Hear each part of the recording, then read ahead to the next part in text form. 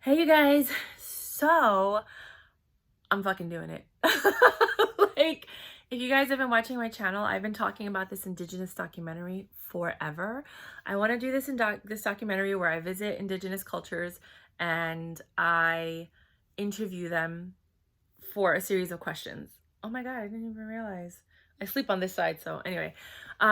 So this is what's gonna happen.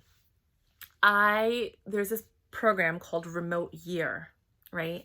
And for people who can work from home or mobily or whatever, they can travel. It's expensive. It's not like cheap or whatever. But you go away every month to a different country for a year, right? I think the entire trip is like $36,000 and it only includes your transfers, like your transfer flights, transfers to and from the airport, your lodging, which is basically like a 2 or 3 bedroom apartment, and each person gets their own bedroom. But you two people share one bathroom, and your workspace, kind of like a WeWorks kind of thing, and then 2 to 3 full day excursions, like itinerary excursions for each country. The rest of the time, you're free to do whatever you want, right? So it's for whoever works from home.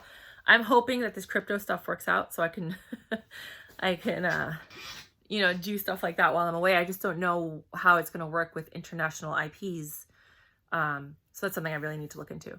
But the reason that I'm doing this is because I figure while I'm on this trip, I could be doing my Indigenous documentary, period. Like I can set up the interviews beforehand, go there with my equipment, film it. Look at I can't even do a split screen on YouTube. So I have a lot of work that I need to do to research and get all this stuff going. But I do have all the equipment already laid out. Like I already have the links to the equipment that I want to buy.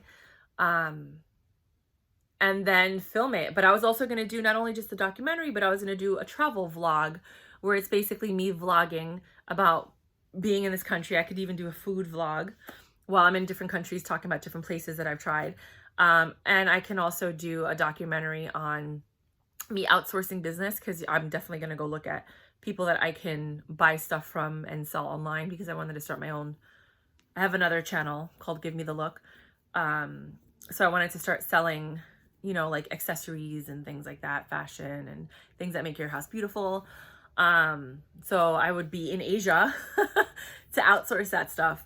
So basically I would be setting myself up. 1 year of travel would set me up for 5 years of business, if that makes sense. Because when I come back or while I'm there, I could do some of the editing for the documentaries, or just focus on one and then edit the other film later, but like do all the filming all at once. I could go on vacation because I'm a world traveler and that is my passion. So that's going to fill up my soul. I always lose weight when I'm overseas. So this weight that I cannot get off my body in America will probably just fall off the bone. And while I'm in these other countries, especially since the food is so much better and you end up walking everywhere. And there's just like this sense of peace where it's like, I have no responsibility, because if I do this, I'm giving up my apartment, which I've been here for 13 years. It's not rent control. And I would put all my stuff in storage, and I can't believe I'm doing this. I think I'm going to do this. I'm putting the deposit down today. And so, wow. And then when I get back, I would either start a new life or hopefully meet somebody when I'm on the trip to start a new life with. I don't know what's going to happen. I really have no idea what's going to happen. I'm very nervous about this, but I'm like really excited at the same time. And the thing that pushed me to make this decision, because I was going to make it. I was either going to do the 4-month program, which I could still do. I could just do the 4-month program. And then I was going to do the other program. I have a Patreon account for the Indigenous documentary. So I figured if I can get 1,000 people to pay $10 a month to help fund this excursion, like, like the Indigenous documentary, then when I get back, that funding will have paid for the trip, because I still have to buy my own food. I still have to pay for my flight there and my flight back. If anything happens to be medically, like, because I have chronic bronchitis, I would need like azithromycin every now and then. When I feel like I'm getting sick, I have to pay for that. I have to get international insurance for my medical. So I have to get that. And then any vaccines and any visas, I still have to pay for all, you know? So it's not just the program, like it's a lot of additional expenses, which is why I would have to give up my apartment here in New York. But if I can get that Patreon account and I can get at least 1,000 people a month to pay $10, then that will help fund everything. You know what I mean? And I would put like excerpts of the raw footage so people can see what's going on and kind of like where the documentary is going and how it's, you know, like little cute snippets and things like that. So they would get like hands-on first dibs to see part of the film before the film is actually edited and put together and whatever. You know, hands-on first experiences of like these native tribes, like playing music and cool stuff, you know? So I don't know, I thought that would be cool. And then of course me talking to you guys, making these videos, like I'll make some of them for YouTube, but then I'll make some specifically for the Patreon people.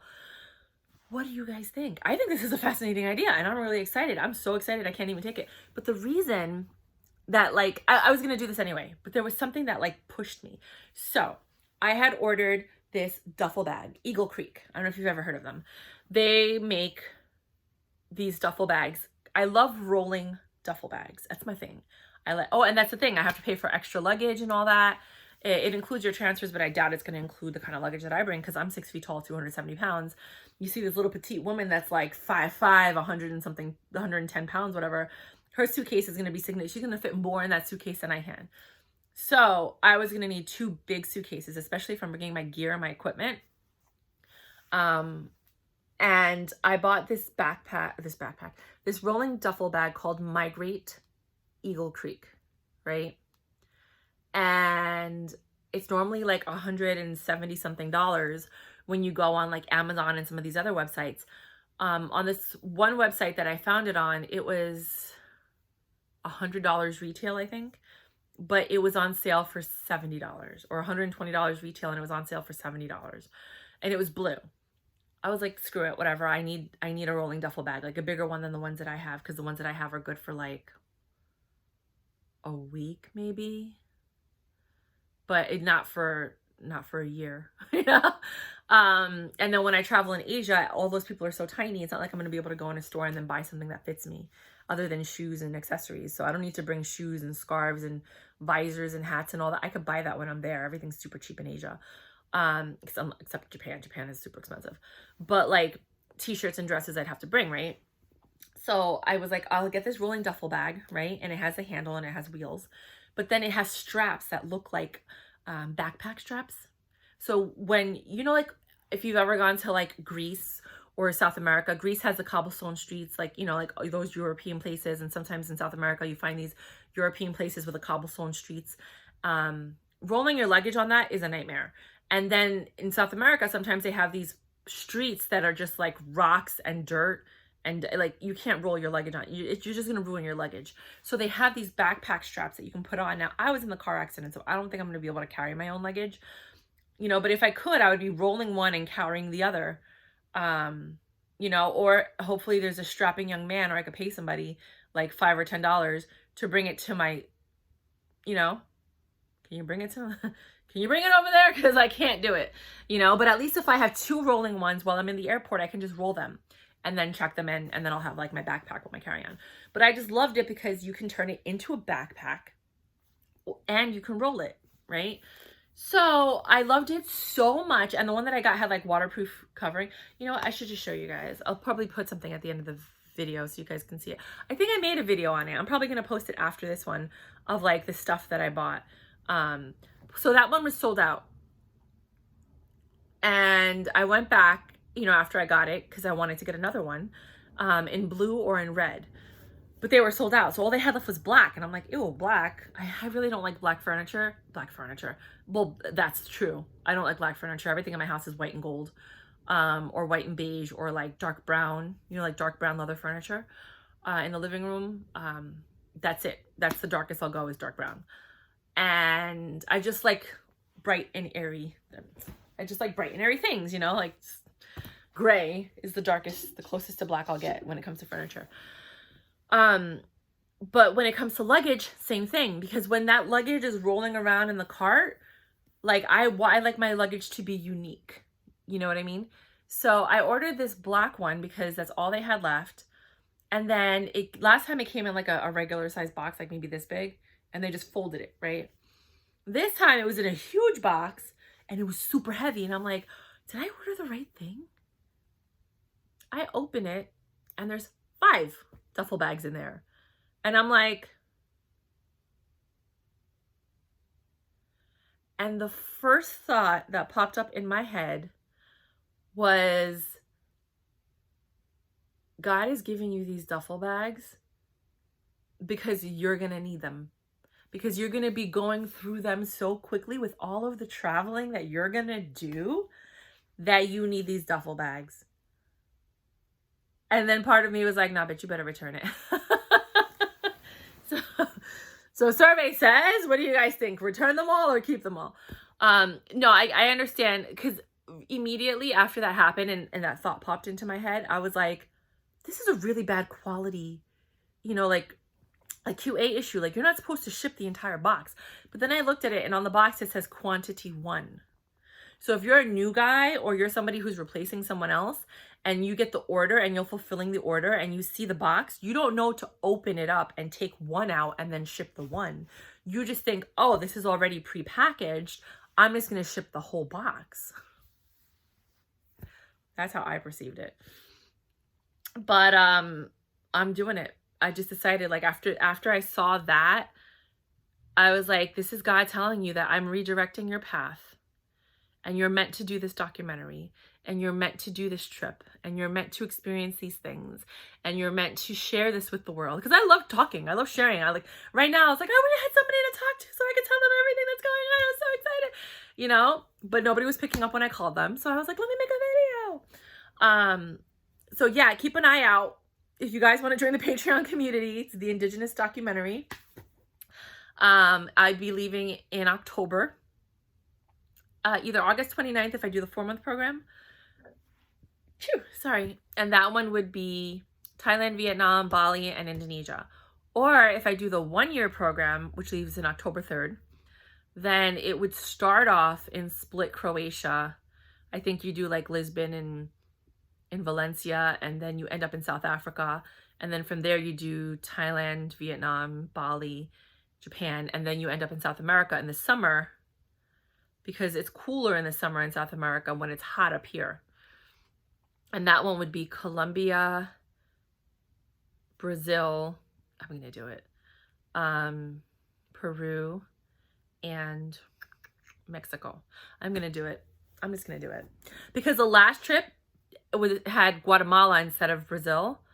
And I wasn't happy about it, because in each trip I've done the country. Like, I've done Spain, I've done Portugal, so that was like, to me, it's like a waste, but whatever. Like, that would be more vacation for me than I would do documentaries, because like Indigenous people in Portugal and Spain, whatever.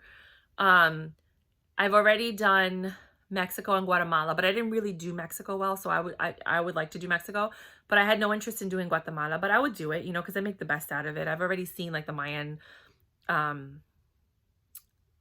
temples. Like, I already went to Tikal.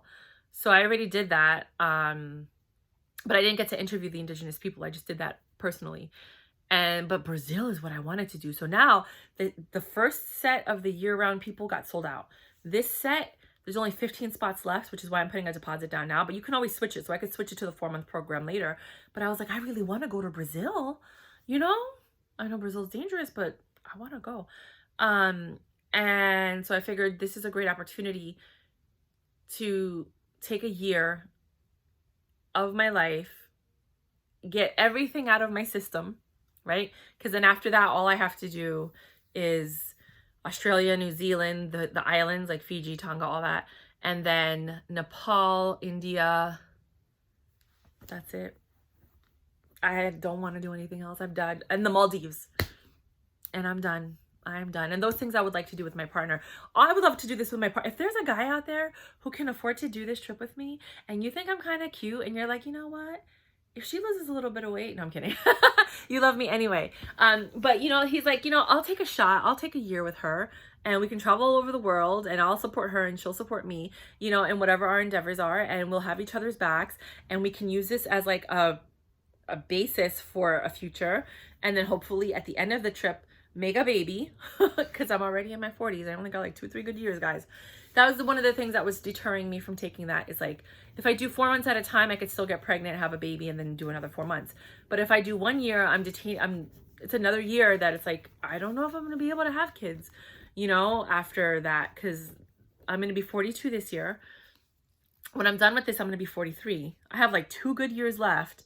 So I got to be trying like a rabbit to have a child, at which point it's fine because I could just stay home and edit it. That's all I need to do is edit and post and edit and post and edit and post. You know what I mean? So it's like, I don't have to worry about working outside of this, you know? To me, this seems like a win-win situation, and it's a dream come true. And I'm saying this because if I could do it and you guys witness me doing it, then you can do it. You know, you just have to have a really good idea. It doesn't have to be a documentary, you know, it could be a travel vlog or whatever, you know. But yeah, I'm super excited. I'm really super excited. Let me go get that luggage for you. I'm not gonna pause the video. I'll just talk to you guys while I'm getting it. I'm only gonna get the blue one because the other one is in the box. Okay, got it. And yeah, so I think I'm gonna do this, and I don't really know if I should be telling you guys what I'm gonna do because I don't want to jinx it or anything. But let's see what happens. There's this one. There's this one. Okay. So this is the black one, right? Eagle Creek. The backpack straps are in here. So you take them out, and then there's another connection thingy here. And then you connect them, and then see how it turns into like a backpack? And you put it on like a backpack and you walk around. Or you could just use it as a duffel bag. Put this back in there. I've got the wheels for the rolling duffel. You pull it from here. So it doesn't have that long metal thing to pull it from, which is fine because it allows you to then bend this in different ways. Here's the eagle on the back. And you could either carry it like this if you want, or you could turn it around and carry it the other way. You know, like you could put the straps however you want. I would probably carry it this way. So, whatever, unhook the straps and do it that way, like this. So you can carry it like this. This is the blue one. And then they had a red one. And the reason I like it is because this material is waterproof. And then on the bottom, it has, they say it's like a bathtub sink kind of lining on the inside. So even if it's raining, you don't have to worry about your stuff getting wet. And that was a huge deal for me. It's a big deal for me. And then when you open it, I'm getting really lucky this year. This is a really good year for me. It's just one big open space. There's like no pockets or anything special. It's literally just one giant open space, but it holds 110 liters. It's huge. I mean, I'm 6 feet tall. This is at least 4.5 feet. So, I mean, obviously it's going to cost a lot of money to check this in, but I'm excited. I'm excited. So, yeah, I love the blue one. I'd probably save the blue one, believe it or not, for local excursions, because I really like the blue one. It's really pretty. And then take this traveling with me, because what happens is if I take the blue one and it gets ruined, I'm going to be upset. But if I take the black one and it gets ruined, I really don't care. You know, especially since I'm going to be going from country to country, it's probably going to get ruined. And a worst case scenario, they make these, I think in Vietnam, or was it Vietnam? In Indonesia. So when I go to Bali, I'm sure I could buy it a lot cheaper than what you get it in America, because whenever they have like the stuff that didn't pass QA, they sell it to the tourists for like nothing. So all I have to do is find this in the local markets, and I'm sure I can get another one. But I'm excited. If you're excited for me, please share. If you have any tips, tricks, if you have any advice. Oh, it says MSRP $149. Right? That's what I always saw them. I always saw it as $179 on Amazon, but I guess because it includes the shipping. And and they were on sale for $69.99. And I'm sure if I go on the website now, they're all sold out because they were really literally selling out. And with mistakes like that, they have to be selling out. Like, they're probably wondering where their inventory is. It's crazy. It's horrible QA issue to have. So when you're developing your warehouse and your supply chain management, the chain, hey, you want to make sure that it's clear that you have to open the box and pull out the items to ship. That's a really big mistake, you guys. That's $750 worth of retail value that you are just giving away for $69.99. Not to mention the shipping. The shipping was probably super expensive because it's super heavy because they shipped the wrong thing. So I don't know what's going to happen to whoever pulled it or whoever's the manager of that department, but someone's getting in trouble. I know some people would be like, yeah, if you return it, because I used to do that when Amazon first started. I used to call them and be like, you guys shipped the wrong thing, or, you know, you shipped me like 5 of one thing. I'm a very honest person, you know, or like I was supposed to get 5 and I only got 1, you know. When it came to cat food, it was like a pack of 4 and they just sent me 1 box. And I was like, I'm supposed to get 4, you know?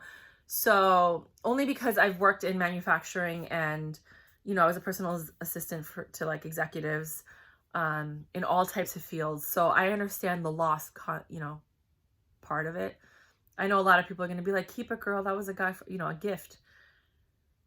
Part of me is like, keep it, girl. But then part of me is like, nah, just call them. I'm not paying for them to return it. They're going to have to ship me a return label. But I'm excited. Okay, bye.